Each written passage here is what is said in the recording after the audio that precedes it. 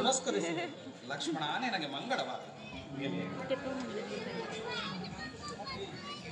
ಅಣ್ಣ, ಈ ದಿನ ಅಯೋಧ್ಯ ನಗರದಲ್ಲಿ ನಿನ್ನ ಪಟ್ಟಾಭಿಷೇಕ ಮಹೋತ್ಸವವೆಂಬುದಾಗಿ ಭಾವಿಸಿ ಪ್ರಜೆಗಳೆಲ್ಲರೂ ಹರ್ಷಚಿತ್ತರಾಗಿರುವಾಗ ಪಟ್ಟಾಭಿಷಕ್ತನಾಗಬೇಕಾಗಿರುವ ನಿನ್ನ ಮುಖಕಮಲವು ಕಾಂತಿಹೀನವಾಗಿರಲು ಕಾರಣವೇನಲ್ಲ?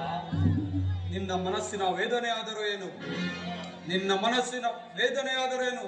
ನಿನ್ನ ಮನವನ್ನು ನೋಯಿಸಿದ ಘಾತುಕರ ಬೆಸರ ಪರಿರಕ್ಷಣವೇ ಅವನು ಇಂದ್ರನಾಗಲಿ ಚಂದ್ರನಾಗಲಿ ದಂಡ ಜಪಸರು ಭೂಷಿತನಾಗಲಿ ಅವನ ರುಂಡ ಮುಂಡವನ್ನು ಚೆಂಡಾಡಿ ನನ್ನ ದೇವತೆಗಳಿಗೆ ರಕ್ತದೋಪುಳಿಯನ್ನೇ ಹರಿಸುತ್ತೇನೆ. ಬ್ರಹ್ಮಾದಿ ಶೃಂಗಾರಕ್ಕೆ ಉಂಟಾಗಿ ಬಂದ ಅಗ್ನಿಯವರು ನಂದೆಗಡಿಸಿ ಬಂದ ದಾರಿಯಲ್ಲಿ ಹಿಂದಿರುಗಂತೆ ಮಾಡುತ್ತೇನೆ. ಹೇಳ, ನಾವರಾರು?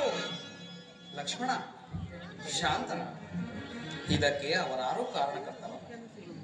ಇಂದು ನನ್ನ ಪಟ್ಟಾಭಿಷೇಕವು ನಡೆಯುವಂತಿಲ್ಲ. ಏತಕ್ಕಣ್ಣ? ಲಕ್ಷ್ಮಣ, ಹಿಂದೆ ದೇವಾಸುರರ ಯುದ್ಧದಲ್ಲಿ ಚಿಕ್ಕಮ್ಮ ಕೈಕಾಮಾತಿಯವರು ಮಾಡಿದ ಸಹಾಯಕ್ಕೆ ಮೆಚ್ಚಿ ಜನಕನು 2 ವರಗಳನ್ನು ಕೊಟ್ಟಿದ್ದರು. ಆ 2 ವರಗಳನ್ನು ಈಗ ಕೇಳಿಕೊಂಡಿರುವರು. ಏನೆಂಬುದಾಗಿ? ಮೊದಲನೇ ವರಕ್ಕೆ ಈಗ ನನಗೆ ನಿಶ್ಚಯವಾಗಿರುವ ಪಟ್ಟಾಭಿಷೇಕವನ್ನು ನಿಲ್ಲಿಸಿ ತನ್ನ ಮಗ ಭರತನಿಗಾಗಬೇಕು. ಎರಡನೇ ವರಕ್ಕೆ ನಾನು ಜಟಾವಲ್ಕಲಧಾರಿಯಾಗಿ ಪುರ ಪ್ರವೇಶವಿಲ್ಲದೆ 14 ವರ್ಷಗಳ ಕಾಲ ಅರಣ್ಯವಾಸ ಮಾಡಬೇಕೆಂದು ಕೇಳಿಕೊಂಡಿರುವ ಅಣ್ಣ,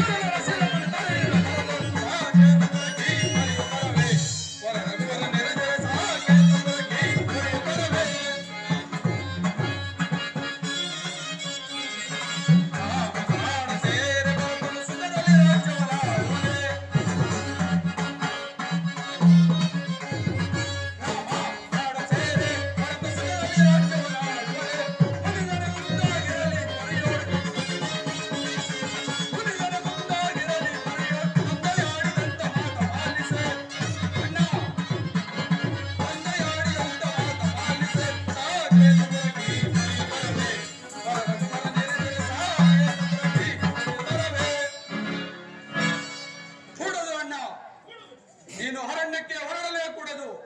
ಮಹಾಮಾತ್ಸರ್ಯ ವಿಷಭರಿತ ಕಾಳ ತರ್ಪಿಣಿ ಆ ಕೈಕೆಯ ಮೋಹವೆಂಬ ವಿಷವು ತಲೆಗೇರಿ ಮುಂದಾಲೋಚನೆ ಇಲ್ಲದೆ ವಾಗ್ದಾನ ಮಾಡಿದ ಆ ವೃದ್ಧ ತಂದೆಯ ಮಾತುಗಳನ್ನು ನೀನು ನಡೆಸಲೇ ಕೂಡದು. ಆ ಕ್ರೂರ ಪಿಶಾಚಿನಿಯನ್ನು ತೃಪ್ತಿಗೊಳಿಸಲು ಅಣ್ಣ, ನೀನು ಒಲಿದು ಬಂದಿರುವ ರಾಜ್ಯಲಕ್ಷ್ಮಿಯನ್ನು ತಿರಸ್ಕರಿಸಿ ಕಾಡಿಗೆ ಹೋಗುವುದೇ? ಕೀರ್ತಿ ಪರಾಕ್ರಮಗಳಿಂದ ಪ್ರಜಾರಂಜಿತರಾಗಿರುವ ಜ್ಯೇಷ್ಠ ಪುತ್ರನನ್ನು ಅಡಿವಗಟ್ಟಿ ಕನಿಷ್ಠ ಪುತ್ರನಿಗೆ ಪಟ್ಟ ಕಟ್ಟುವುದು ಯಾವ ಧರ್ಮವಣ್ಣ? ಧರ್ಮ ಮಾರ್ಗವನ್ನು ತಪ್ಪಿ ನಡೆಯುವ ಆತನು ತಂದೆಯಾದರೂ ಗುರುವಾದರೂ ಶಿಕ್ಷಾರನೆಂದು ಧರ್ಮಶಾಸ್ತ್ರವೇ ಹೇಳುತ್ತಿರುವುದು. ಹೀಗಿರುವಲ್ಲಿ ಧರ್ಮ ನೀತಿಗಳನ್ನು ಮೀರಿ ಹಿರಿಯ ಹೆಂಡತಿಗೆ ಮನಸ್ಸೋತು ನಿರಪರಾಧಿಯಾದ ನಿನಗೆ ಅರಣ್ಯವಾಸವನ್ನು ವಿಧಿಸಿರುವ ತಂದೆಯಾದರೂ ಶಿಕ್ಷಾರನಲ್ಲವೇ? ಆಜ್ಞಾ ಭಂಗಂ ನರೇಂದ್ರಾಣಂ ದಂಡಂ ಎಂಬ ಆರ್ಯೋಕ್ತಿಯಂತೆ ಈಗ ನೀನು ತಂದೆಯ ಆಜ್ಞೆಯನ್ನು ತಿರಸ್ಕರಿಸಲೇಬೇಕು. ಅಣ್ಣ, ನನಗೀಗಲೇ ಆಜ್ಞೆಯನ್ನು ಕೊಡು. ಧರ್ಮಾತ್ಮನು ಕುಲಜ್ಯೇಷ್ಠನು ಆದ ನಿನ್ನ ಮೇಲಿನ ದ್ವೇಷಾಸೂಯೆಯಿಂದಲೋ ತನ್ನ ಮಗನ ಮೇಲಿನ ಮೋಹದಿಂದಲೋ ಧರ್ಮ ನೀತಿಗಳನ್ನು ಮೀರಿ ತನ್ನ ರಾಜ್ಯ ಪದವಿಗೂ ಕ್ಷತ್ರಿಯ ಕುಲಕ್ಕೂ ಕಳಂಕವನ್ನೇ ತಂದ ಆ ಕುಲದ್ರೋಹಿ ಅಣ್ಣ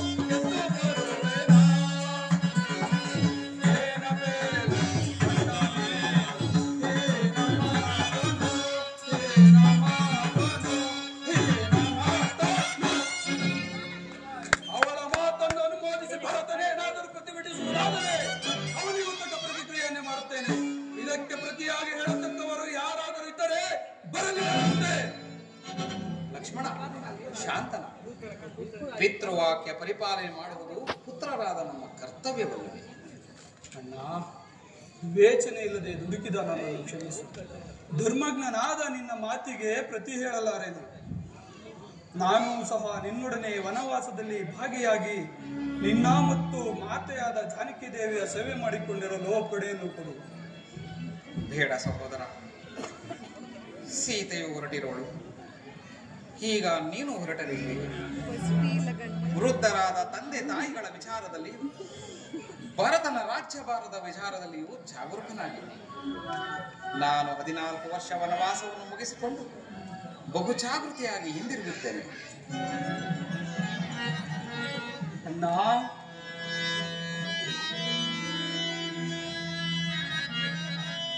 Saco. Saan sa tayo?